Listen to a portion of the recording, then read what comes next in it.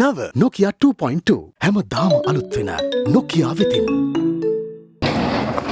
Before the attacks in Sainthamaruthu, which were carried out by a group led by Zahran Hashim's brother, security forces found more explosives hidden at two houses in Samanture and Nindavur after a truck driver working at a vehicle rental service tipped them off. These explosives were brought to Samanture from Negombo, and the terrorists had hired a truck on the 9th of April for the purpose. I apologized to the 5-6 people who were waiting for me for being late. They first started loading some barrels, then I asked him what was inside them. They replied saying it was sulfuric acid used to craft gold jewelry. They said they want to establish a factory, and I never asked where it was because my cab service had already informed me that Ampara was our destination. We loaded everything onto the truck, and there were also sacks weighing around 50 kilograms. When I asked what was in them, they said it was fertilizer for paddy. Then they said that we were to meet someone near a green-coloured mosque in Kalmuni. There was a person near the mosque wearing a helmet, a white long-sleeved shirt and a pair of blue denims. He asked me whether I knew where Sainthamaruthu was, and I said it was my first time in that part of the country. He then said it's only 9 kilometers away from Ampara, and we went there. All three of us then unloaded what was inside the truck at two large houses. This truck driver, however, became suspicious of these events on the night of the Easter Sunday attacks. It was said on the news that a Muslim was arrested in Nottiagama with ammonia in his vehicle.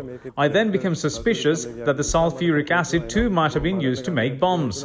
Then an official from State Intelligence Service called me from Negombo, and I told him everything. He then replied saying they had only gathered 5% of the necessary information while I had 95% of it.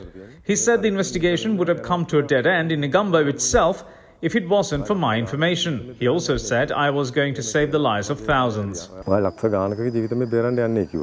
The driver then led the security forces to the two houses in Samanture on the 26th of April. All of us went to that house, and there were drones, a laptop, suicide vests and much more. I couldn't believe that I helped them unload all of it, believing they were simply sacks of fertilizer. Those officials said that the entire country would have been destroyed with all of those items. We also found a number of bags in the second house, which we thought had bombs in them, so we didn't even touch them.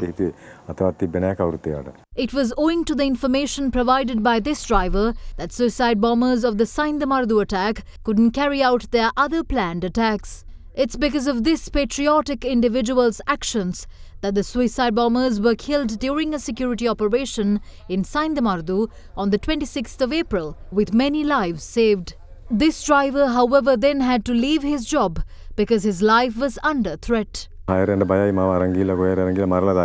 scared for my life to take any more hires. I'm scared even when I'm at home.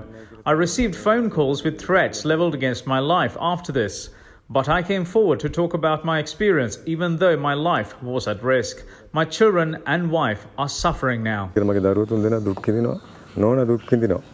Had he not acted on his suspicions and come forward to divulge what turned out to be vital information in unravelling significant part of a terror plot, we could well be mourning the death of many more. It is also easy to underestimate his commitment and sacrifice he made in this matter. Now it is up to the country to ensure that this man who came forward with information putting his life at risk along with his family is not forgotten and left to fend for himself.